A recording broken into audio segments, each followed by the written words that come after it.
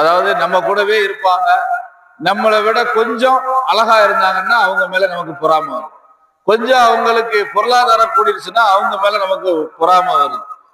கொஞ்சம் அவங்களுக்கு அறிவோ ஆற்றலோ திறமையோ அல்லது நல்ல படிப்போ இத மாதிரி ஏதாவது ஒன்று நம்மை விட இன்னொருக்கு கூடுதலாக இருந்தா நமக்கு அவங்க மேல பொறாமை வருது. இந்த பொறாமை வருதுங்கிறது நம்ம எப்படி கண்டுபிடிக்கணும்னா, ஒருத்தர் மேல நமக்கு எரிச்ச வரும். அவரை பார்த்தாலே எரிச்ச வரும். அவங்கள்ட்ட பேசினாலே எரிச்ச வரும். அந்த எரிச்சலுக்கு என்ன காரணம்னா பொறாமை தான் காரணம். நமக்கு ஒருத்தரை பார்த்த உடனே இல்ல, மனிதர்கள் வந்து அன்பாகத்தான் எல்லாரும் பார்க்கணும். ஒருத்தரை பார்த்த உடனே, அதுவும் நம்ம குடும்பத்துல உள்ளவங்கள பார்க்கும் பொழுதே நல்லா பேசிட்டு இருப்போம், நல்லா பழகிட்டு இருப்போம். திடீர்னு நமக்கு அவங்க மேல எரிச்ச வருதுன்னா, ஏன் நமக்கு இவங்க மேல எரிச்ச வருதுங்கிறத ஒரு 5 நிமிஷம் யோசிச்சு பார்த்தீங்கன்னா அவங்களுக்கு மேல நமக்கு பிடிக்கும். ஏதோ ஒரு வயிற்றுச்சல், பொறாமை தான் காரணம். வயிற்றுச்சல் சொல்லுவோம்ல, பொறாமை தான் காரணம்.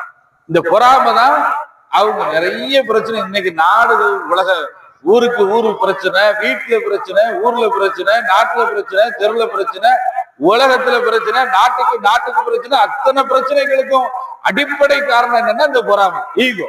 ஒருத்தருக்கு ஒருத்தர் இப்படி, நீ பெரியவனா நான் பெரியவனா, நீ என்ன அவ்வளவு பெரிய ஆளா, நீ சொல்றத நம்ம கேட்கணுமா அப்படிங்கிற ஒருத்தருக்கு ஒருத்தர். இந்த மார்க்கத்தையே நிறைய பேர் ஏற்றுக்கொள்ளாமல் இருப்பதற்கு காரணமும் பொறாமை தான். நம்ம காலத்துல நம்மவே ஒரு சில விஷயங்களை சொல்றோம். இவங்களுக்கு என்ன எல்லாம் தெரியுமா, இவங்க இருந்தா எல்லாரும் தெரிஞ்சு வரும் அப்படின்னு நினைப்பாங்க. நம்ம நல்ல விஷயத்த சொன்னா கூட இவருக்கு 5 தெரிஞ்சுட்டு வந்துட்டாரு அப்படிங்கிற மாதிரி நினைப்பாங்க. அப்ப பொறாமை வந்து நல்ல விஷயங்களை கூட கேட்க விடாது. ரசூலுல்லாஹ் காலத்துல வந்து கடுமையா அங்க உள்ள குஃபார்கள்லாம் எதிர்த்தாங்க. அபூஜஹல்கிட்ட போய் கேட்டாங்க, எப்பா நீ நபியை எதிர்க்கிறிய, எதுக்கு இவ்வளவுகான எதிர்க்கிற, அவர் நபிங்கிறத ஏத்துக்கிறியா ஏத்துக்கிடலையா அப்படின்னு கேட்பாங்க. நான் நபிங்கிறதெல்லாம் ஏத்துக்கிறேன், அவர் நபி தான், அதெல்லாம் நான் ஏத்துக்கிறேன், ஆனா எங்க ஜாதியில இருந்து வரலையே அப்படிம்பார். அதாவது அவங்க குலம் கோத்திரம்பாங்கல்ல, அதாவது அபூஜஹல்ங்கிறவர் மஹ்ஜூமியாங்கிற கோத்திரத்தை சேர்ந்தவர். நபி ஸல்லல்லாஹு அலைஹி வஸல்லம் வந்து பனு ஹாஷிம்ங்கிற கோத்திரத்துல இருந்து வராங்க. குடும்பம், நம்ம ஊர்ல குடும்பம்னா சொல்லுவோம்ல, அந்த மாதிரி குடும்பம். அவங்க வேற குடும்பம் கோத்திரத்துல இருந்து வராங்க, இவர் வேற குடும்பம் கோத்திரத்துல இருந்து வராங்க. அப்ப அந்த ஊர்ல ஆதிக்கம் செலுத்திட்டு இருந்தவங்க யாருன்னா அந்த மக்சூமியா அப்படிங்கிற குலத்தை சேர்ந்தவங்க. அவங்கதான் அந்த காலத்துல அந்த வணக்க வழிபாடுகளுக்கு, ஹஜ்ஜுக்கெல்லாம் வர்றவங்களுக்கு தண்ணி கொடுக்கறது, உதவி செய்யறது, இந்த மாதிரி பெரிய இடத்துல இருந்தது யாருன்னா அந்த மக்சூமியாங்கிற கோத்திரத்தை சேர்ந்தவங்க. அப்ப இந்த குடும்பத்துக்காரங்க என்ன நினைக்கிறாங்கன்னா, ஒரு நபியை அல்லாஹ் தந்தா சரிதான், நபியை நம்ம ஏத்துக்கிறோம், எங்க குடும்பத்துல இருந்து வந்தா பரவாயில்ல, நாங்க மதிக்காத இன்னொரு குடும்பத்துல இருந்து வந்திருக்கிறார அப்படின்னு சொல்லி அவர் ஒரு நபியை கூட அவங்க ஏத்துக்கிற காரணம் பொறாமை. எங்க குடும்பம் எவ்வளவு பெரிய குடும்பம், நாங்க எங்க குடும்பத்துல இருந்து வந்திருந்தா நாங்க ஏத்திருப்போம், வேற குடும்பத்துல இருந்து வந்துட்டாரன்னு சொல்லி அந்த ஒரு நபியை கூட ஏற்றுக்கொள்ளாமல் போனதுக்கு என்ன காரணம்னா பொறாமை தான். அப்ப நம்மை விட ஒருத்தருக்கு அல்லாஹ் வந்து எல்லாரையும் ஒண்ணு போல படைக்கல. ஒவ்வொருத்தருக்கும் ஒவ்வொரு ஆற்றலை கொடுத்திருப்பான், ஒவ்வொரு சக்தியை கொடுத்திருப்பான், ஒரு திறமையை கொடுத்திருப்பான். ஒருத்தருக்கு பொருளாதாரத்தை அதிகமா கொடுத்திருப்பான், ஒருத்தருக்கு பொருளாதாரத்தை கம்மியா கொடுத்திருப்பான், ஒருத்தருக்கு உடல் வலிமையை அதிகமா கொடுத்திருப்பான், ஒரு நல்ல திரகாத்திரமான, ஒருத்தர் எப்ப பார்த்தாலும் நோய்வாய்ப்பட்டு இருப்பாங்க, அல்லது ஒருத்தருக்கு உடல்ல ஊனத்தை கொடுத்திருப்பான். இப்படி ஒவ்வொருத்தருக்கும் அல்லாஹ் ஒவ்வொரு வித்தியாசமான குணாதிசயங்களை கொடுத்திருப்பான். ஒருத்தருக்கு அழகை கொடுத்திருப்பான், ஒருத்தருக்கு ஆற்றல் கொடுத்திருப்பான், ஒருத்தர் நல்ல படிப்ப கல்வி கொடுத்திருப்பான், ஒருத்தர் என்னதான் விடிய உட்கார்ந்து படிச்சாலும் படிப்பு வராது. இப்படி ஒவ்வொருத்தருக்கும் ஒவ்வொரு ஆற்றலையும் அல்லாஹ் தனித்தனியா கொடுத்திருக்கிறான். இது அல்லாஹ்வுடைய ஏற்பாடு. யாருக்கு என்ன கொடுக்கணும்னு அல்லாஹ் நாடி இருக்கிறானோ அது அல்லாஹ் கொடுத்திருக்கிறான், அவ்வளவுதான். ஒருத்தர் குண்டா இருப்பாரு, ஒருத்தர் ஒல்லியா இருப்பாரு. குண்டா இருக்கிறவரு ஒல்லியா ஆகணும்னு எவ்வளவோ கஷ்டப்பட்டுதான் செய்றாரு, ஆக முடியல. ஒல்லியா இருக்கிறவரு எப்படியாவது நம்மளும் குண்டா இருக்கணும்னு நினைக்கிறாரு, அவராலே ஆக முடிக்கல. ஆனா நம்ம என்ன செய்யறோம், ஒல்லியா இருந்தா குண்டா இருக்கிறவரை பார்த்து பொறாமப்படுறோம், குண்டா இருக்கிறவரு ஒல்லியா இருக்கிறவரை பார்த்து பொறாமப்படுறாரு. இப்படி ஒருத்தரை நாம பார்த்து பொறாமப்பட்டோம் அப்படின்னா இந்த உலகத்துல சந்தோஷமா வாழ முடியும், நிம்மதியா வாழ முடியாது. இன்னைக்கு குடும்பத்துக்குள்ள அண்ணன் தம்பி அக்கா தங்கச்சி மாமா மச்சா மாமி சின்னம்மா பெரியம்மா எல்லாரும் ஒற்றுமையா இல்லாம ஒருத்தருக்கு ஒருத்தர் ஒரே சண்டை சச்சரவோடி வாழ்ந்துட்டு இருக்கிறோமே, என்ன காரணம்னா பொறாமை தான் காரணம். அடிப்படையில பொறாமை. என்கிட்ட ஒழுங்கா பேசுறது இல்ல, அவங்கள்ட்ட தான் எல்லாரும் போய் பேசுறாங்க, எங்க அக்காட்ட தான் எல்லாரும் போய் பேசுறாங்க, எங்க அண்ணன் தான் எல்லாரும் போய் பேசுறாங்க, என்னைய யாரும் மதிக்கிறது இல்ல, என்கிட்ட யாரும் வந்து ஆலோசனை கேட்கறது இல்ல, அவ என்ன நேத்து வந்தவ பெரிய ஆளா, இவர் என்ன பெரிய ஆளா அப்படின்னு ஒருத்தர் மேல நம்ம அவங்கள்ட்ட யாரும் பேசிட்டாலோ அவங்கள்ட்ட யாரும் சிரிச்சுட்டாலோ நமக்கு பொறாமை வந்துடுது. அந்த பொறாமை தான் அப்ப அவங்க மேல நமக்கு வெறுப்பு வருது. அந்த பொறாமை தான் அத்தனை பாவங்களுக்கும் காரணம். ஒருத்தர் மேல நமக்கு பொறாமை வந்துச்சுன்னா நம்ம என்ன செய்வோம்னா அவங்கள பத்தி 4 பேர்த்து தரக்குறவா பேசுவோம், இல்லாதத பேசுவோம், அவதூறா பேசுவோம். அப்ப என்ன 2 ஆயிட்டா, பொறாமை நம்மளை அவதூறா பேச வச்சிடும், இந்த பொறாமை தரக்குறவா பேச வச்சிடும், அந்த பொறாமை நம்மளை இழிவா பேச வச்சிடும். அந்த பொறாமை எந்த அளவுக்கு பேச வச்சிரும்னா இல்லாதத கூட சொல்ல வச்சிடும். ஒருத்தர் மேல நமக்கு பொறாமை வெறுப்பு வந்துருச்சு அப்படின்னா இல்லாத பொல்லான்னு சொல்லி அவளை எப்படியாவது நம்ம கேவலப்படுத்தணும், அவரை எப்படியாவது அவமானப்படுத்தணும் அப்படிங்கிற எண்ணம் நமக்கு வந்துடும். இன்னைக்கு சர்வ சாதாரணமா பிறர் மேல பழி போடுறாங்க அப்படின்னா பொறாமை தான் காரணம். ஒரு பொறாமை எப்படி இவங்க அழிக்கிறது, எப்படி இவங்க ஒருத்தர் நல்ல மதிப்பு மரியாதையா இருக்கிறாருன்னா இந்த மதிப்பை எப்படி கெடுக்கிறது, இந்த மரியாதையை எப்படி கெடுக்கிறது, இவருக்கு இருக்கக்கூடிய அந்தஸ்தை எப்படி கெடுக்கிறது, இவருக்கு இருக்கக்கூடிய பதவியை எப்படி கெடுக்கிறது, இவருக்கு இருக்கக்கூடிய பணத்தை எப்படி கெடுக்கிறது, இவருக்கு இருக்கக்கூடிய வியாபாரத்தை எப்படி கெடுக்கிறது அப்படின்னு ஒவ்வொன்றா யோசிச்சு திட்டமிட்டு நம்ம அவரை பத்தின தவறான தகவல்களை பிறர்கிட்ட நம்ம சொல்லணும். அதனால என்னது, அந்த பொறாமை நம்மளை கோல் சொல்ல வைக்குது, நம்மளை பொய் சொல்ல வைக்குது, நம்மளை அவதூறு சொல்ல வைக்குது, நம்மளை ஆபாசமா பேச வைக்குது, நம்மளை தவறான ஒரு எந்த லெவலுக்கு போயிருவாங்கன்னா இந்த பொறாமை கொலை செய்ய கூட துணிஞ்சிருவாங்க. இவன் செத்தாதான் நமக்கு நிம்மதி அப்படின்னு வந்துருவாங்க. ஒருத்தர் மேல நமக்கு பொறாமை வந்துட்டா இவன் செத்தாதான் நமக்கு நிம்மதி, இவன் செத்தாதான் நமக்கு நிம்மதி அப்படின்னு இன்னொருத்தர் நீங்க சாவடிக்கிறது ஒரு பக்கம், கொலை செய்யறது ஒரு பக்கம் இருந்தாலும் செத்து போகணும்னு நினைச்சா என்ன அர்த்தம், நம்ம கொலை பண்ண போறோம்னு அர்த்தம். ஒருத்தர் நம்ம கொலை பண்ணல, அவர் செத்துறணும்னு நினைச்சுட்டா நம்ம கொலை பண்ண போறது சமத்தானே. அப்ப இப்படி இன்னைக்கு நம்ம ஒருத்தர் சாவடுங்கிற அளவுக்கு நம்ம துணியிறோம்னா அதுக்கு என்ன காரணம்னா இந்த பொறாமை தான். ஆக இந்த அடிப்படையா ஒருத்தர் மேல நமக்கு இருக்கக்கூடிய பொறாமையே விட்டு அல்லாஹ் ஒவ்வொருத்தருக்கும் ஒவ்வொரு ஆற்றலை கொடுத்திருப்பா, ஒவ்வொரு திறமை. ஒருத்தர் நல்லா பேசுவாரு, அவர்கிட்ட நல்லா அல்லாஹ் பேச்சாற்றல் கொடுத்திருப்பான். ஒருத்தர் நல்லா எழுதுவாரு, அவர்கிட்ட நல்லா அல்லாஹ் எழுத்தாற்றலை கொடுத்திருப்பான். ஆக இப்படி ஒவ்வொருத்தர் அவங்கவுங்க திறமையை வளர்த்துக்கிட்டாங்க. அவ்வளவு நம்மள்ட்ட இருக்க திறமையை நம்ம வளர்த்துக்கிடல.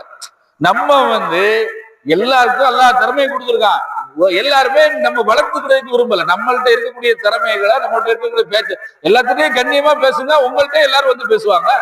நம்ம எடுத்தறிஞ்சு பேசுறோம்னா நம்மள்ட்ட யாரும் பேசுவா? ஒருத்தர் இன்னைக்கு எல்லாரும் நல்லா பேசுறாங்க, அவரு கூடவே எல்லாரும் இருக்கிறாங்க, அவர்கிட்டயே பேசி சிரிக்கிறாங்கன்னா அவரு கண்ணியமா பேசுறாருன்னு அர்த்தம். அவரு எல்லாத்துட்டையும் கண்ணியமா பேசுறாரு, எல்லாத்துட்டையும் மரியாதையா பேசுறாரு, எல்லாத்துட்டையும் அன்பா பேசுறாரு, எல்லாத்துட்டையும் பக்குவமா பேசுறாரு, எதை எப்படி பேசணுமோ அப்படி பக்குவமா பேசுறாரு. அதனால எல்லாரும் அவர்கிட்ட போய் பேசுறாங்க, மதிக்கிறாங்க, அவர் மேல கண்ணியம் வச்சிருக்கிறாங்கன்னு அர்த்தமே தவிர நம்ம எடுத்தறிஞ்சு பேசிட்டு நம்ம எல்லாத்திலையும் சிறுசுடன் விழுறது, எப்ப பார்த்தாலும் கோபத்துல பேசுறது, யார்கிட்டையும் மரியாதையா பேசுறது இல்ல, யார்கிட்டையும் கண்ணியமா பேசுறது இல்ல. அப்ப எப்படி நம்மள்ட்ட மக்கள் பேசுவாங்க? அவங்கள்ட்ட பேசுறாங்க, இவங்கள்ட்ட பேசுறாங்க, அவர்கிட்ட எல்லாரும் வச்சிருக்கிறாங்க, அவங்களுக்கு எல்லாரும் உதவி பண்றாங்க, எனக்கு உதவி பண்றது இல்ல. இப்படின்னு நம்ம ஒருத்தர் மேல ஈகோ பொறாம இது நம்ம அந்த பாவத்தை தான் அதிகரிச்சுக்கிட்டே இருக்கு. நம்ம நினைக்கிற ஒவ்வொரு காரியமும் நம்ம மேல நம்ம அதை எப்படி ரசூலுல்லா சொன்னாங்க, எப்படி விறகு அந்த தீ நெருப்பு விறகு கரிச்சு அப்படி எடுத்துருதோ அது மாதிரி உங்கள்கிட்ட இருக்கக்கூடிய நன்மைகளை எல்லாம் அந்த பொறாமை கரிச்சு எடுத்துரும். நம்ம என்ன நன்மை செஞ்சாலும் சரி, இன்னொருத்தர் மேல நம்ம வச்சிருக்கக்கூடிய அந்த பொறாமை அவருக்கு நம்ம ஏற்படுத்தக்கூடிய அந்த தீங்கு நம்ம செஞ்ச அத்தனை நன்மையும் கொண்டிக்கணும். அதனால எந்த காரணத்தை கொண்டும் இந்த எல்லாருக்கும் இருக்கும். உலகத்துல பொறாமை இல்லாத யாரும் இல்லை, இதெல்லாம் எல்லாருக்கும் இருக்கக்கூடியதுதான். போட்டி, பொறாமை, கோபம், இது எல்லாமே மனிதர்களுக்கு இருக்கக்கூடியதுதான். ஆனா நம்ம எப்படியாவது அதை தவிர்த்துக்கணும். இன்னும் ஒரு சின்ன வயசுல தெரியாம அப்படியெல்லாம் நம்ம ஒருத்தர் மேல பொறாமைப்பட்டிருப்போம், வெறுப்பாக்கியிருப்போம், அவர் மேல பழி சொல்லியிருப்போம். ஆனா ஒரு வயசு வரும்பொழுது, ஒரு பக்குவம் வரும் பொழுது நம்ம யோசிச்சு பார்க்கணும், நம்ம செய்யறது சரிதானா? இவரை பத்தி இப்படி எல்லாம் பேசுறோமே, நம்ம அக்காவை பத்தி பேசுறோமே, அண்ணனை பத்தி பேசுறோமே, மைனியை பத்தி பேசுறோமே, நாத்தனாரை பத்தி பேசுறோமே, இதெல்லாம் சரிதானா? இவங்களை பத்தி நம்ம தவறான விஷயங்களை வெளியில சொல்றது சரிதானா அப்படிங்கிறத நம்ம யோசிச்சு பார்த்தோம்னா அதுக்கு பின்னாடி இருக்கிற அந்த பொறாமை நமக்கு உணரும். ஆக அந்த பொறாமையில இருந்து நாம வெளிப்படணும். நம்ம ஒருத்தருக்கு ஒருத்தர் போட்டி போடலாம். நீங்க ஒருத்தர் நன்மை செய்யறாரு, நம்மளும் போட்டி போட்டு நன்மை செய்யலாம். ஒருத்தர் நல்ல பேசுறாரா, நானும் திறமையா பேசுற பாரு அப்படிங்களா. ஒருத்தர் 4 பேருக்கு அன்பா பழகுறாரா, உன்னை விட அன்பா நான் பழகுற பாரு அப்படிங்களா. ஒருத்தர் 4 பேருக்கு நல்லது செய்யறாரா, உன்னை விட அதிகமா நான் நல்லது செய்யறேன்னு அப்படி போட்டி போடலாமே தவிர பொறாமப்படக்கூடாது. போட்டிக்கு பொறாமைக்கு உள்ள வித்தியாசம் என்னன்னா, ஒருத்தர் நல்லது செய்யறாரு, அது நமக்கு பார்க்கும்போது ஒரு எரிச்சல் வருது. அப்ப நம்ம என்ன செய்யணும், இவரை விட நம்ம நல்லது செய்யணும் அப்படின்னு நினைச்சா அது போட்டி. அந்த பொறாமை ஏற்றுக்கிடலாம். அது நம்ம இவரை விட நம்ம அதிகமா நல்லது செய்யணும்னா இந்த உலகத்திலேயே நன்மை கிடைக்கும், மறுமையிலே நன்மை கிடைக்கும். மக்களும் மதிப்பாங்க, மக்களுக்கு நல்லது காரியமும் போய் சேரும், அல்லாஹ்விடத்துல நமக்கு நன்மையும் கிடைக்கும். அப்போ ஒருத்தர் நல்லது செய்யறாரு, அவர் மேல நமக்கு பொறாமை வருதுன்னா அதை போட்டியா எடுத்துக்கிட்டு நான் இவரை விட பல மடங்கு நன்மை செய்யற பாருங்க அப்படின்னு சொல்லி நம்ம செய்யணுமே தவிர இவன் இந்த நன்மை செய்யறதை எப்படி கெடுக்கலாம்னு நினைக்கிறேன். இதுதான் பொறாமை. இன்னைக்கு உலகத்துல என்ன நடக்குன்னா, நல்லது செய்யறவனை பார்த்து நானும் நல்லது செய்யணும்னு நினைக்கிறது இல்ல. இந்த நல்லது செஞ்சா இவனை 4 பேர் பாராட்டுவாங்கள, இவளை 4 பேர் பாராட்டுவாள, அப்ப இதை எப்படி கெடுக்கிறது அப்படின்னு கெடுக்கிறதுக்கு தான் இப்ப வேலை ஆள் இருக்கு. நல்லதை செய்யறத தூண்டுறதுக்கு ஆள் இல்ல. நல்ல காரியம் செஞ்சீங்க, இதே மாதிரி நீங்கள் செய்யுங்க, நானும் உங்களுக்கு சப்போர்ட் பண்றேன், நம்மளும் சேர்ந்து செய்வோம் அப்படின்னு சப்போர்ட் பண்றதுக்கு இன்னைக்கு உலகத்துல ஆள் இல்ல. அதை எப்படியாவது கெடுக்கிறது, அதை செய்ய விடாம ஆக்குறது அப்படின்றது தான் இன்னைக்கு உலகத்துல ஆள் இருக்கு. அதனால இந்த போட்டிக்கும் பொறாமைக்கும் உள்ள வித்தியாசத்தை தெரிஞ்சு கொண்டு அந்த பொறாமையில இருந்து நாம் விலகி கொள்ள வேண்டாம்.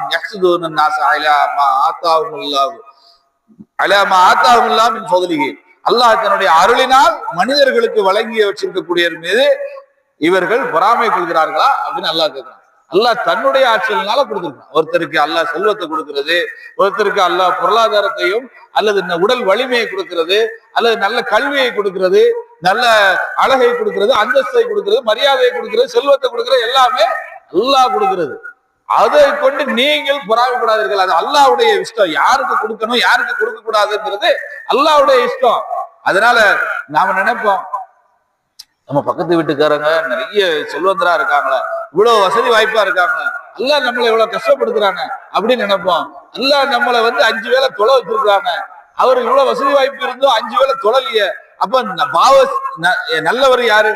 அல்லாஹ்விடத்துல நல்லவர் யாரு? நம்ம வசதியா இல்ல, நம்மள்ட்ட பொருளாதாரங்கள் கம்மி தான், ஆனா பக்கத்து வீட்டுல நல்ல வசதி வாய்ப்பா இருக்காரு, ஆனா அவரு 5 வேளை தொழல, நம்ம 5 வேளை தொழுகிறோம். அப்ப யாரு நல்லவரு? அல்லாஹ்விடத்துல நல்லவர், நம்ம தான் நல்லவரு. அப்ப நம்ம அதான் அல்லாஹ் நமக்கு தொழக்கூடிய பாக்கியத்தை தான் கொடுத்திருக்காங்க. அவருக்கு தொழணுங்கிற அறிவு கூட அல்லாஹ் கொடுக்கலையே. 4 பேருக்கு நல்லது செய்யற நன்மை என்னத்தை நமக்கு கொடுத்திருக்கிறான, இவ்வளவு வசதி வாய்ப்பு இருந்து 4 பேருக்கு நல்லது செய்யணுங்கிற எண்ணம் அவர்கிட்ட இல்லையே அப்படின்னு நம்ம ஒருத்தருக்கு ஒருத்தர் உள்ள அந்த வித்தியாசத்தை புரிஞ்சுக்கிட்டு அல்லாஹ் நமக்கு கொடுத்திருக்கிற ஆற்றலையும் அறிவையும் கொண்டு நாம பெருமை எடுத்துக் கொள்ளணுமே தவிர அடுத்தவர்கிட்ட இருக்கக்கூடிய அறிவையும் ஆற்றலையும் திறமையும் பொருளாதாரத்தையும் கொண்டு நம்ம என்ன செய்யக்கூடாது, பொறாமப்படக்கூடாது. நம்ம அல்லாஹ் நமக்கு எவ்வளவு மார்க்க அறிவுகளை கொடுத்திருக்கிறான், சிந்தனையை கொடுத்து, எத்தனையோ பேருக்கு கிடைக்காத அறிவு. இந்த மார்க்க அறிவுங்கிறது எவ்வளவோ பேருக்கு கிடைக்காத அறிவு. எவ்வளவோ பெரிய பெரிய பட்டதாரிகளா இருக்கிறாங்க, பெரிய பெரிய டாக்டர் இன்ஜினியர் படிச்சிருக்கிறாங்க, பெரிய பெரிய அணு விஞ்ஞானிகளா இருக்கிறாங்க. ஆனா எதை வணங்க வேண்டும் எதை வணங்கக்கூடாது என்று அவங்களுக்கு தெரியாது. ஆனா அல்லாஹ் நமக்கு அந்த அறிவை கொடுத்திருக்கவா இல்லையா? எதை வணங்க வேண்டும் எதை வணங்கக்கூடாதுங்கிற எவ்வளவு பெரிய அறிவை அல்லாஹ் நம்மளுக்கு கொடுத்திருக்கிறான். அப்ப அந்த அறிவை நம்ம இப்ப அல்லாஹ் அதுக்காகவே நாம நன்றி செலுத்தணும். பெரிய அணு ஆராய்ச்சி விஞ்ஞானியெல்லாம் இருக்கிறாரு, ஆனா சாயந்தரம் ஆச்சுன்னா மது அருந்துறாரு, தண்ணி அடிக்கிறாரு. அந்த மது அருந்துறது பாவம்ங்கிற எண்ணம் கூட அவருக்கு இல்லை. உலகத்திலேயே பாவம் தான் சொல்றாங்க, மது அருந்துறது பாவம்னு சொல்றாங்க. அந்த பாவம்ங்கிற எண்ணத்தை கூட அவருக்கு அல்லாஹ் கொடுக்கல. ஆனா நமக்கு அல்லாஹ் கொடுத்திருக்கிறானா இல்லையா? நம்ம அதுல இருந்து நம்மளுடைய குடும்பத்தார் விலகி இருக்காங்களா இல்லையா? அப்ப இந்த பாவம்ங்கிற மது அருந்துறது பாவம்ங்கிற ஒரு அறிவை கூட கொடுக்காம எத்தனையோ பேருக்கு அல்லாஹ் வச்சிருக்கிறான். நமக்கு அந்த அறிவை கொடுக்க, மது அருந்த கூடாதுன்னு உலகம் எல்லாம் சொல்லுது, நாடே சொல்லுது, அரசாங்கமும் சொல்லுது. ஆனாலும் அது பாவம் இல்லைன்னு நினைக்கிறான். இன்னைக்கு சினிமா ஹீரோக்கள் பூரா தண்ணி அடிக்கிற மாதிரி தான் காட்டுறான். சினிமாக்கள் பூராமே ஒரு காலத்துல சினிமா வில்லன்கள் தான் தண்ணி அடிக்கிற மாதிரி காட்டுவான், மது அருந்த மாதிரி சினிமா வில்லன்களை தான் காட்டுவான். அப்ப நம்மளே என்ன செய்வோம், அவன் குடிக்கார பையா, அதனாலதான் அவன் தண்ணி அடிக்கிறான், அவன் கெட்டவன் அப்படின்லாம் சொல்லுவான். ஆனா இன்னைக்கு எல்லா சினிமாக்கள்லயும் ஹீரோக்களை பூரா தண்ணி அடிக்கிறோம்னா காட்டுறோம். அப்ப இந்த பிள்ளைகள் எப்படி வருங்காலத்துல இந்த பிள்ளைகளை எல்லாம் எப்படி நம்ம வளர்த்து ஆளாக்க போறோம்னே தெரியல. அவ இவன் சின்ன வயசுலயே எல்லா ஹீரோக்களும் தண்ணி அடிக்கிற மாதிரி, அவன் என்ன விதி விளக்கு வச்சிருக்கிறான், கீழே அந்த தண்ணி அடிக்கிற மாதிரி போட்டுட்டு கீழே ஒரு லைன் மட்டும் போடுங்க, உடல் என்னது மது வந்து உடல் நலத்திற்கு தீங்கானதுன்னு ஒரு சின்ன லைனை போட்டுட்டா சரியா போயிருன்னு நினைக்கிறேன். எல்லா சினிமாக்களும் இன்னைக்கு எல்லா ஹீரோக்களும் தண்ணி அடிக்கிற மாதிரி. இன்னைக்கு ஏற்கனவே இளைஞர்கள் என்ன செய்வாங்கன்னா ஹீரோக்களை தான் முன்மாதிரியா நினைப்பாங்க. அவன் வந்து அந்த ஹீரோ அப்படி செஞ்சாரு, இந்த ஹீரோ இப்படி செஞ்சாரு. அந்த இள வயதுல அப்படிதான், ஒரு 20 வயதுல இருந்து 30 வயது வரைக்கும் அவனுக்கு அப்படிதான் மனநிலை இருக்கும். ஒரு 30 வயதுக்கு பிறகுதான் மாறும். இவன் ஹீரோவெல்லாம் ஒண்ணும் கிடையாது, அவன்லாம் பணத்தை வாங்கிட்டு நடிக்கிற கூத்தாடி அப்படிங்கிறது ஒரு 30 வயசுக்கு மேலதான் புரியும். அவன் வந்து பணத்துக்காக செய்யறான் அப்படின்னு சொல்லி. அது வரைக்கும் இளைஞர்கள் என்ன நினைப்பாங்கன்னா அந்த ஹீரோக்களை தான் தலைவர்களா நினைப்பாங்க. இன்னைக்கு நேத்து ஒரு கூத்தாடி கட்சி ஆரம்பிச்சாருன்னா உடனே அவர் தலைவர், அவர் முதலமைச்சர் ஆகணும்னு எல்லாரும் நினைக்கிறாங்க. நேத்து வரைக்கும் அவருக்கு என்ன தெரியும்? சினிமாவுல டான்ஸ் ஆடுறது தவிர, குத்தாட்டம் போடுறது தவிர வேற என்ன தெரியும் அவருக்கு? உலகத்தை பத்தி தெரியுமா? ஏதாவது சமூகத்துக்கு நல்லது செய்யணுங்கிற அக்கறை இருக்குமா? எதுவுமே தெரியாது. ஆனா இன்னைக்கு இளைஞர்கள் அவன் பின்னாடி போறான். அப்ப என்ன காரணம்னா இளைஞர்கள் வந்து சினிமா ஹீரோக்களை வந்து தலைவர்களா நினைக்கிறாங்க. அப்படிப்பட்ட நிலைமையில இன்னைக்கு சினிமா ஹீரோக்கள் என்ன பண்றாங்கன்னா எல்லாருமே தண்ணி அடிக்கிறவனா இருந்தாங்க. அப்ப எதுக்கு இது வேற சப்ஜெக்ட், எதுக்கு சொல்றேன்னா மது அருந்துறது தவறுங்கிற அறிவை கூட அல்லாஹ் அவருக்கு கொடுக்கல, நமக்கு கொடுக்கல. அவன் பெரிய செல்வந்தரா இருக்கட்டும், பெரிய அணு விஞ்ஞானியா இருக்கட்டும், பெரிய டாக்டரா இருக்கட்டும், வக்கீலா இருக்கட்டும், உலகத்துல பெரிய கோடீஸ்வரனா இருக்கட்டும், மல்டி மில்லியனா இருக்கட்டும், தண்ணி அடிக்கிற தவறுங்கிறத அல்லாஹ் நமக்கு சொல்லுது. அப்ப நம்ம எவ்வளவு பெரிய பாக்கியவான்கள் அப்படிங்கிறத நம்ம புரிஞ்சுக்கணும். அப்ப அந்த மாதிரி அல்லாஹ் நமக்கு கொடுத்திருக்கக்கூடிய ஞாபகத்துகளை நம்ம நினைக்கணுமே தவிர பிறருக்கு கொடுத்திருக்கிறத பத்தி நம்ம என்ன செய்யக்கூடாது, பொறாமப்படக்கூடாது. அதே மாதிரி பெண்களுக்கு மத்தியில குழந்தை பாக்கியம், ஒருத்தருக்கு அல்லாஹ் ஆண் குழந்தையை கொடுத்திருப்பான், ஒருத்தருக்கு அல்லாஹ் பெண் குழந்தையை கொடுத்திருப்பான், ஒருத்தருக்கு அல்லாஹ் ரெண்டையும் கொடுத்திருப்பான், ஒருத்தருக்கு அல்லாஹ் எதுவுமே இல்லாம கூட இருக்கலாம். அதை பார்த்து ஒருத்தருக்கு ஒருத்தர் நம்ம பொறாமப்படக்கூடாது. அல்லாஹ் சொல்றான், லில்லாஹி முல்கு ஸமாவாத்தி வல் அர்த், வானங்கள் மற்றும் பூமியினுடைய ஆட்சி அல்லாஹ்விடத்தில் இருக்கிறது. யஹ்லுகு மய்யஷா, அவன் தான் நாடியதை படைக்கிறான். அல்லாஹ் வந்து அவன் விரும்பியதை படைக்கிறான். யஹ்பு லிமன் யஷா இனாஸா, தான் நாடியவர்களுக்கு அல்லாஹ் பெண் குழந்தைகளை கொடுக்கிறார். அவ் யவஸ்வி யஹ்பு லிமன் யஷா ஸுகுர், அவன் நாடியவர்களுக்கு ஆண் குழந்தைகளை கொடுக்கிறான்.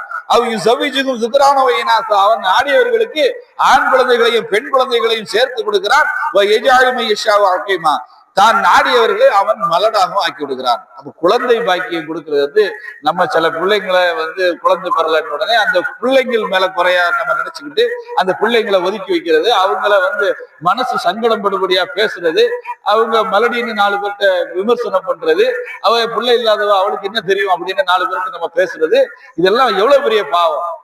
இவளுக்கு என்ன பிள்ளைய பத்தி தெரியும் அப்படின்னு பேசுறது, இதெல்லாம் அல்லாஹ்வுடைய நாட்டம். அல்லாஹ் கொடுக்கல அவளுக்கு, அவ்வளவுதான்.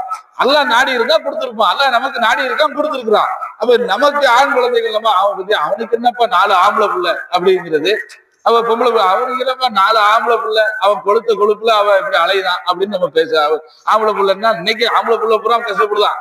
ஆம்பளை பிள்ளைய பத்தி அந்த காலத்துல 4 ஆம்பளை பிள்ளைன்னா 4 பொம்பளை பிள்ளைன்னா அரசு ஆண்டி ஆயிடுவாங்க. ஆனா இப்ப 4 ஆம்பளை பிள்ளை பத்தி அரசு ஆண்டி ஆயிருந்தான், தெருவுக்கு வந்துடுறான். ஏன்னா யாருமே பாக்குறது இல்ல.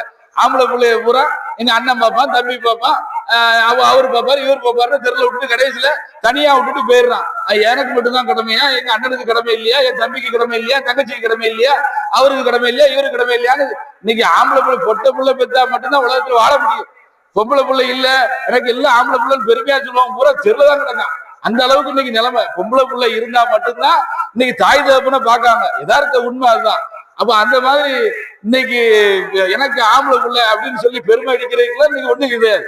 அதனால இன்னைக்கு நான் அவருக்கு என்ன ஆம்பளை பிள்ளையா கொடுத்துருக்கான், அவருக்கு பொம்பளை பிள்ளையா கொடுத்துருக்கான் அப்படின்னு சொல்லி நம்ம ஒருத்தருக்கு ஒருத்தர் பொறாமப்படுறதுங்கிறது மிகப்பெரிய தவறு.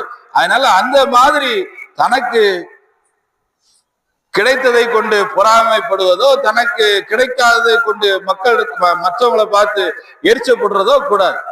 அல்லாஹ் ஒவ்வொருத்தருக்கும் ஒவ்வொரு ஆற்றலை கொடுத்துருப்பான். நம்ம இன்னைக்கு பெண்களுக்கு மத்தியில பார்த்தா பயங்கர பொறாமை என்னன்னா பக்கத்து வீட்டுக்கு ஒரு பொருள் வந்துடக்கூடாது. பெண்களுக்கு மத்தியில இருக்கக்கூடிய பொறாமை என்னன்னா பக்கத்து வீட்டுக்கு வாஷிங் மிஷின் வந்துட்டா இங்க வீடு 2ஆ போயிடும், பக்கத்து வீட்டுக்கு புதுசா ஃப்ரிட்ஜ் வந்துட்டா அங்க வீடு 2ஆ போயிடும். இப்ப என்னன்னா ஃப்ரிட்ஜ் எல்லா வீட்லயும் ஃப்ரிட்ஜ் இருக்கு, இப்ப டபுள் டோர் ஃப்ரிட்ஜ் வருதான். இப்ப டபுள் டோர், இந்த சிங்கிள் டோர்ல இருக்கிற வீட்டு ஃப்ரிட்ஜை பூரா கொண்டு போய் தூர போட்டுட்டு டபுள் டோர் வாங்கி கொடுக்கணுமா. இப்ப மக்கள் என்ன மேல வீட்டுல டபுள் டோர் வச்சிருக்காங்க, கீழே வீட்டுல டபுள் டோர் வச்சிருக்காங்க, என் வீட்டுல மட்டும் என்ன இப்படி அப்படின்னு இன்னைக்கு பொறாம இருக்கா இல்லையா? சாதாரண டிவில இப்ப எல்இடி டிவியா வேணும். அது எல்இடி டிவி பூரா பெரிய, ஏன்னா பக்கத்து வீட்டுல 55 டிவி வச்சிருக்க, நீ என்ன சம்பாத்தியம் பண்ணிட்டு அலைகிறீர், இத்தனை வருஷமா நீரும் வெளிநாட்டுல இருக்கிறீரு, இத்தனை வருஷமா மேக்கை கிழக்கையும் வெள்ளை சட்டையும் வெள்ளை வெட்டியும் போட்டுட்டு அலைகிறீரு, ஒரு எல்இடி டிவி அது துப்பு இல்லையான்னு இப்போ நிலைமை அப்படி ஆயிடுச்சு. ஒரு எல்இடி டிவி வீட்டுல நம்ம இல்ல, ஏன்னா வீட்டுல பக்கத்து வீட்டுக்கு ஒரு புதுசா மிக்சி வந்துட்டா உடனே நம்ம வீட்லயும் அதே மாதிரி மிக்சி வேணும். பக்கத்து வீட்டுக்கு கிரைண்டர் புதுசா வந்துட்டா நம்ம வீட்டுக்கு வேணும். அந்த கிரைண்டர்ல இப்ப யாரும் மாவே அரைக்கிறது கிடையாது. இப்ப யாரு மாவு அரைக்கா? எல்லா பக்கமும் மாவு பாக்கெட்டு தான் வியாபாரம் நடந்துட்டு இருக்கு. ஆனா வீட்டுல கிரைண்டர் கண்டிப்பா வேணும். அந்த கிரைண்டர் எப்படின்னா விலை கூடுற கிரைண்டரா தான் இருக்கணும். கேட்கமா இல்லையா? பொம்பளைங்க அது கிரைண்டர் நம்ம மாவு ஆட்டுதமா இல்லையா அது விஷயம் இல்ல, பக்கத்து வீட்டுல இருக்கு அதனால நம்ம வீட்டுல இருக்கு. என் வீட்டுல கிரைண்டர் இருக்குன்னு 4 பேர்த்த சொல்லணும். இன்னைக்கு நிலைமை அதுதான். என் வீட்டுல கிரைண்டர் இருக்கு, ஃப்ரிட்ஜ்ல நம்ம சாமான் வைக்கிறோமா இல்லையா, ஃப்ரிட்ஜ் ஆள் உயரத்துக்கு இவளுக்கு சூடு பட்டு ஏறணும். நிறைய வீட்டுல ஒரு வீட்டுல 7 அடிக்கு ஃப்ரிட்ஜ் இருக்கு, எப்ப அவ இருக்கு 4 அடி தான் இருக்க, எப்படிமா நீ மேல ஏறி ஸ்டூலு போட்டு இன்னைக்கு ஃப்ரிட்ஜ்ல சாமான் எடுக்கணும். அந்த அளவுக்கு இன்னைக்கு ஃப்ரிட்ஜ் உயரமா போச்சு, ஆட்கள் கட்டையா இருக்காங்க. அப்ப இந்த மாதிரி பக்கத்து வீட்டுல ஒரு வண்டி வந்துருச்சுன்னா உடனே நம்மளும் வண்டி வேணும், பக்கத்து வீட்டுல கார் வாங்கிட்டா நம்மளும் உடனே கார் வாங்கணும். இன்னைக்கு இந்த நிலைமை பெண்களுக்கு மத்தியில அப்படிப்பட்ட போட்டி பொறாமைகள் இன்னைக்கு உலகத்துல இருக்கிறத பாக்குறோம். அதனால அந்த மாதிரியான விஷயங்கள்ல இருந்து தவிர்த்துக்கிடணும். பக்கத்து வீட்டுக்கு ஏதாவது ஜாமான் வந்துருச்சுங்கிறதுக்காக வேண்டி நமக்கு தேவைன்னா வாங்க வேண்டியதான், நமக்கு என்ன தேவையோ அதை நம்ம வாங்க வேண்டியதான். அக்க பக்கத்துல இருக்கிறதெல்லாம் பார்த்துட்டு வாங்குறது கணவனுடைய நிலைமை. ஒருத்தருக்கு அல்ல பொருளாதாரத்தை அப்படிதான் கொடுத்துருப்போம். கணவன்மார்களுக்கு ஒருத்தருக்கு அல்ல வசதியை கொடுத்துருக்கலாம், ஒருத்தருக்கு கஷ்டத்தை கொடுத்துருக்கலாம். அவரு எவ்வளவோ முயற்சிகள் பண்ணுவாரு, பொருளாதாரத்தை திரட்ட முடியாது. அவருக்கு கொடுத்திருக்கக்கூடிய கிடைச்சிருக்கக்கூடிய பொருளாதாரத்தை வச்சுதான் நமக்கு பொருட்களை வாங்கி தர முடியும். ஆனாலும் பக்கத்து வீட்டுல இருக்கிற மாதிரி நம்மளுக்கு வேணும்னு சொல்லி அடம் பிடிச்சு அதனாலதான் நிறைய பேர் கடன்ல சிக்கி தவிச்சு கொண்டு இருக்கிறதுக்கு காரணமும் நம்மளும் இருக்கு, பெண்களும் ஒரு காரணம். வீட்டுல கணவன்மார்கள் பெரிய அளவுக்கு கடன் தொந்தரவுகள்ல நிறைய இறப்புகள்லாம் நடக்கும். கடன் தொந்தரவுகள்ல நிறைய பேர் கடைசியில கடன் அடைக்க முடியாம இந்த கப்பல் ஏறுதுன்னு சொல்லி கடைசியில தூக்கில தொங்குறான் அல்லது ஏதாவது விழுந்து இறந்து போயிடும். அப்ப என்ன காரணம்?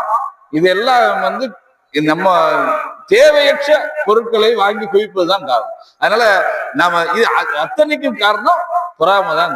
நம்ம பக்கத்து வீட்டுல இருக்குங்கிறதுக்காக வேண்டி நம்ம எந்த பொருளையும் வாங்கக்கூடாது, நமக்கு தேவைன்னா மட்டும்தான் வாங்கணும். அதே மாதிரி இன்னைக்கு ஆண்களுக்கு மத்தியில பாத்தீங்கன்னா பதவி சண்டை நிறைய இருக்கு. இன்னைக்கு சமூகத்துல நல்லது செய்யறதுக்கு கூட போட்டி பொறாம இருக்கு. இன்னைக்கு பாருங்க, இப்போ ஒரு பள்ளிவாசல் தலைவர் பதவிக்கு கூட இப்போ எல்லா பக்கமும் சண்டை. நம்ம பள்ளிவாசல் ஒரு நேரத்துல பள்ளிவாசல் தலைவருக்கு நீ இருன்னு எடுப்பாங்க. அந்த காலத்துல யாராவது வயசாளி ஊர்ல இருக்கிறவங்களை பார்த்து நீங்க தலைவரா இருக்குன்னு சொல்லிட்டு எல்லாரும் ஒதுக்கிடுவாங்க. ஆனா இன்னைக்கு ஒவ்வொரு பள்ளிவாசல்ல தலைவராக தேர்ந்தெடுக்கிறதுக்கு போட்டி பொறாம, அதுக்கு பெரிய எலெக்ஷன் நடக்கும். அதுக்கு ஓட்டு கேட்டு வீடு வீடா போறாங்க. பள்ளிவாசல் தலைவரா என்னையை தேர்ந்தெடுங்கன்னு சொல்லி ஓட்டு கேட்டு வீடு வீடா போய் எலெக்ஷன் மாதிரி இன்னைக்கு பள்ளிவாசல் அந்த எலெக்ஷன் நிறைய இடத்துல சண்டை நடக்கும், அடிதடி நடக்கு. பள்ளிவாசல் நிர்வாகிகளுக்கு அடிதடி சண்டை பார்க்கும்போது வெக்கமா இருக்கு. இதற்கெல்லாம் அடிப்படை காரணம்னா பொறாமை. நீ இவன் வந்துடக்கூடாது. பள்ளிவாசலுக்கு தலைவரா இருக்கிறதுக்கு யாருக்கு தகுதி இருக்கோ அவரு அந்த தகுதி உடையவர் போட்டி அவரை நம்ம மக்களா தேர்ந்தெடுத்து நியமிக்கலாம். பதவி கிடைக்கிறதா நல்லது. ஏன்னா அந்த பதவி தலைவர் பதவியில இருந்துட்டு நீதியா நடக்க முடியாது, நடக்க விட மாட்டாங்க. நம்ம நீதியா நடக்க நினைச்சா கூட நடக்க விட மாட்டாங்க. எனக்கு அப்படி செய், எனக்கு இப்படி செய், நீ அவனுக்கு அப்படி செஞ்ச, இவனுக்கு இப்படி செஞ்ச, அதனால நான் சொல்றத கேளு அப்படின்னு நம்மள அந்த பதவியில இருக்கிறவனை கடுப்பாடு படுத்தி விடுவாங்க. ஆனா அப்படிப்பட்ட பதவிக்கு வரணுங்கிறதுக்காக வேண்டி பதவி சண்டை பாத்தீங்கன்னா கொஞ்சம் நெஞ்சம் கிடையாது, அந்த அளவுக்கு சண்டை போட்டு இன்னைக்கு ஊர்ல ஒரு பஞ்சாயத்து தலைவருக்கு சண்டை போடுற சண்டை, ஒரு கவுன்சிலருக்கு போடுற சண்டையை பத்த தகுதி உள்ளவர்கள், அது சம்பந்தப்பட்ட அறிவு உள்ளவர்கள் அதை செஞ்சுட்டு போறாங்க.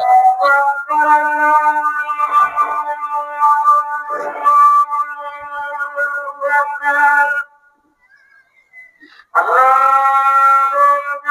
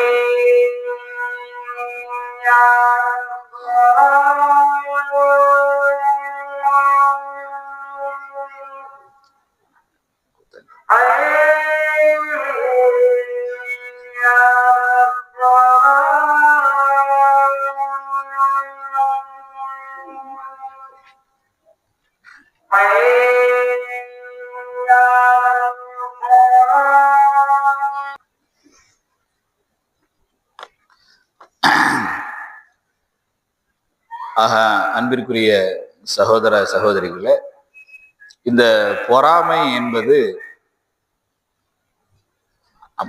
பல பல நோய்களுக்கு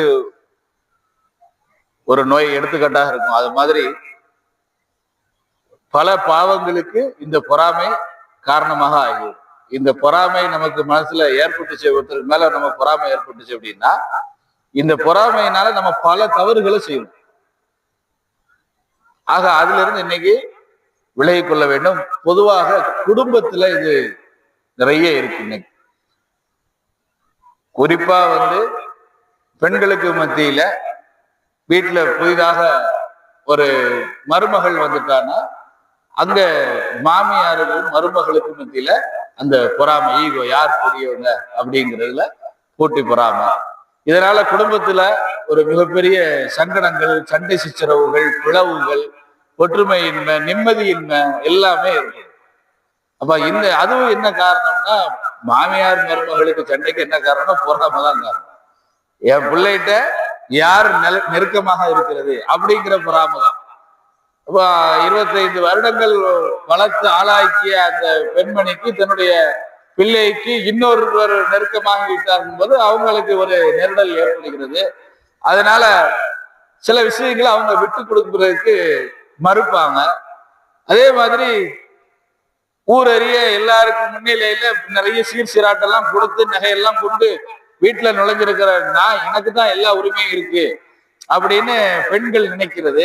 அந்த மணமகன்கிறவரு, அந்த ஆண்மகன்கிற முழுக்க எனக்கு மட்டும்தான் சொந்தம், நான் திருமணம் முடிச்சுட்டா என்னையை மட்டும்தான் கவனிக்கணும், என்னை அல்லாத வேற யாருக்கும் அவர் எந்த பணிவிடையும் செய்யக்கூடாது, தான் திருமணம் முடிந்த பிறகு தனக்கு அவருடைய அம்மா, அக்கா, தங்கை, அண்ணன், தம்பி அனைவரையுமே தூரத்துலதான் வைத்திருக்கணும் அப்படிங்கிற ஒரு எண்ணம் ஏற்படுது. அதனால அவங்கள எல்லாம் ஒரு பொறாமை, அவர்கிட்ட எல்லாரும் நெருக்கமா இருக்கிறாங்களா, இவரு அவங்கள்ட்ட எல்லாத்துட்டையும் நெருக்கமா இருக்கிறாரா அப்படிங்கிற ஒரு பொறாமை, அது என்ன செய்யணும், சண்டை சிச்சரவுகளாக மாறும். அதனால நாம இந்த பொறாமை எல்லாருக்கும், ஒரு ஆண்கிறவர் ஒரு பெண்கிறவர் அந்த கணவனுக்கு மட்டுமே உரித்தானவர் திருமணம் ஆன பிறகு. ஆனா ஒரு ஆண்கிறவர் அப்படி கிடையாது. ஆணுக்கு நிறைய கடமைகள் இருக்கு. கணவனுக்கு, பெண்ணுக்கு மட்டுமே உரித்தா கிடையாது, எனக்கு மட்டும்தான் அவர் சொந்தம் அப்படின்னு நினைக்க முடியாது, நினைக்கவும் கூடாது, நினைக்கவும் தவறு. திருமணம் ஆன பிறகும் கூட ஒரு ஆணுக்கு தன்னுடைய தாயை கவனிக்க வேண்டும், தன்னுடைய தந்தையை கவனிக்க வேண்டும், தன்னுடைய அண்ணன் தம்பிகளை கவனிக்க வேண்டும், தன்னுடைய அக்கா தங்கைகளை கவனிக்க வேண்டும், தன்னுடைய உறவினர்களை கவனிக்க வேண்டும், அவருடைய சித்தப்பா, பெரியப்பா, சின்னம்மா, பெரியம்மா போன்ற நிறைய அனைத்து உறவுகளிடமும் சந்தோஷமாக உறவாடி அவர்களுக்கு கொடுக்க வேண்டியதை கொடுத்து, வாங்க வேண்டியதை வாங்கி, உதவ வேண்டிய நேரத்திலே உதவி, அவர்களோடு அன்பு பாராட்டி எல்லோரோடும் சந்தோஷத்துடன் இருக்க வேண்டிய கடமை ஒவ்வொரு ஆணுக்கும் இருக்குது. அந்த ஆண் அந்த கடமையை விட்டு விலக முடியாது. நம்ம திருமணம் முடிச்சுட்ட உடனே முழுசா அவர் நம்ம கூட வந்துடணும், நமக்கு மட்டும்தான் சேவை செய்யணும், நம்மளை தவிர யாரையும் அவர் மதிக்க கூடாது, யாருக்கும் பணிவிடை செய்யக்கூடாது, யாருக்கும் சுட்டம் கொடுத்துடக்கூடாது, யாருக்கும் எந்த உதவியும் செஞ்சிடக்கூடாது, யார் வீட்டுக்கும் போகக்கூடாது, என் கூட மட்டும்தான் பேசிட்டு இருக்கணும் அப்படிங்கிற கண்டிஷன் எல்லாம் தவறு. அந்த பொறாமை, அந்த ஈகோ, நான் மட்டும்தான் அப்படின்னு நினைக்கிற அந்த ஈகோவாலதான் இன்னைக்கு குடும்பத்துக்குள்ள நிறைய சண்டை சச்சரவுகள் உருவாகும். அப்ப இந்த மாமியாருக்கு மேல மருமகளுக்கு பொறாம வர்றது, மருமகள் மேல மாமியாருக்கு பொறாம வர்றது, அந்த பொறாமையினால ஏற்படக்கூடிய சண்டை சச்சரவுகள் அதிகமா. அப்ப எல்லாருமே புரிஞ்சு நடக்குது. வாழ்க்கைங்கிறது யதார்த்தம் எல்லாருக்கும் உள்ளது, நமக்கு மட்டும் உள்ளது. நம்ம மட்டும் நிறைய பேர் சுயநலமாவே இருக்கிறாங்க. நம்ம மட்டும்தான் இந்த உலகத்துல வாழ்ற மாதிரி நினைச்சுக்கிட்டு நான் எனக்கு மட்டும்தான் எல்லாம் கிடைக்கணும் அப்படின்னு நினைக்கிறாங்க. வாழ்க்கைங்கிறது எல்லாருக்கும் உள்ள, எல்லாரும் வாழதான் பிறந்திருக்கிறோம். எல்லாரும் ஒருத்தருக்கு ஒருத்தர் அன்பு பாராட்டி, ஒருத்தருக்கு ஒருத்தர் பாசத்தோடு, ஒருத்தருக்கு ஒருத்தர் இணக்கமாக வாழணும். அதனால எல்லாரும் எல்லார்ட்டையும் நல்லா இருந்துட்டு போறாங்க. நம்மள்கிட்ட மட்டும்தான் அவங்க நல்லா இருக்கணும், நம்மள்கிட்ட மட்டும்தான் பேசணும், நம்மள்கிட்ட மட்டும்தான் சிரிக்கணும் அப்படின்னு நினைப்பே தவறு.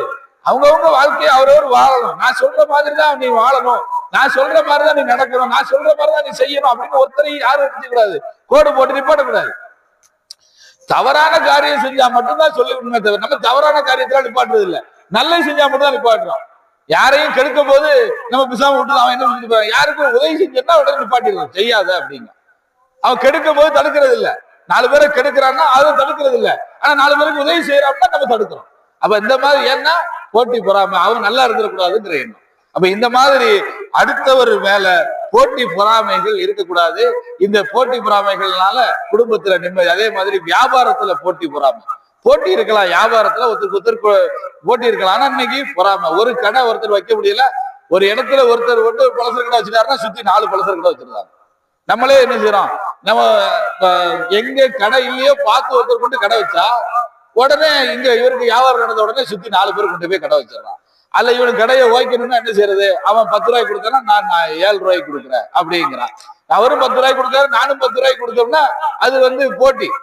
ஆனா நம்ம என்ன நினைக்க, இவனை காலி பண்ணிடணும். அப்ப என்ன செய்யணும், அம்மா 10 ரூபாய்க்கு கொடுத்தா நம்ம 8 ரூபாய்க்கு கொடுக்கணும் அப்படின்னு நினைக்கிறாங்க. அவனை காலி பண்ண பிறகு நம்ம வியாபாரம் பண்ணிக்கலாம் அப்படின்னு நினைக்கிறாங்க. இப்ப நிறைய இடங்கள்ல நம்ம சகோதரர்கள் கடை வைக்கும் பொழுது ஒரு இடத்துல ஒரு கடை வச்ச உடனே சுத்தி 4 கடை வந்துடுது, கடைசியில் 4 பேர் எடுத்துட்டு போயிடும்.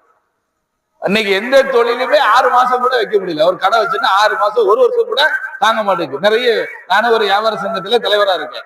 சுத்தி எங்க பகுதியில வந்து ஏராளமான கடைகள் வைக்கிறாங்க. 6 மாசம் 1 வருஷம் கூட யாரும் கடையை ரன் பண்ண முடியல. காரணம் என்னன்னா, பக்கத்துல என்ன கடை வச்சுக்கானோ அதே மாதிரி கடை வச்சா எப்படி பிழைக்க முடியும்?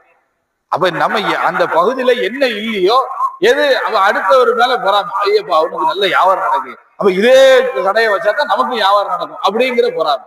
அப்ப நம்ம வந்து அவர்கிட்ட நம்ம அந்த பகுதிக்கு என்ன தேவையோ என்ன இல்லையோ அந்த பகுதியில அந்த மாதிரி ஒரு கடையை வச்சாதான் நம்மளும் பிழைக்க முடியும். அப்ப அந்த மாதிரி ஒருத்தர் இட்லி கடை வச்சா 10 இட்லி கடை, ஏன் அவர் இட்லி கடை வச்சா நீ சப்பாத்தி கடை வை, நீ தோசை கடை வை, இப்படி வெரைட்டி எது இல்லையோ அதை வைக்கணுமே தவிர நம்ம என்ன செய்யறது, வரிசையா ஒருத்தர் வடக்கடை போட்டா அதே வடக்கடையை சுத்தி 10 பேர் போடுறது, அப்ப எப்படி வடக்கடை வியாபாரம் நடக்கும்? அப்ப இந்த மாதிரி போட்டி பொறாமைகள் நிறைய நம்ம சமூகத்துல இருக்கு. இந்த போட்டி பொறாமைகளிலிருந்து அனைவரும் விலகி கொள்ள வேண்டும். குடும்பத்துல அப்பதான் நிம்மதி வரும், சந்தோஷம் வரும். ஃப்ரீயா மனசை ஃப்ரீயா விடுங்க.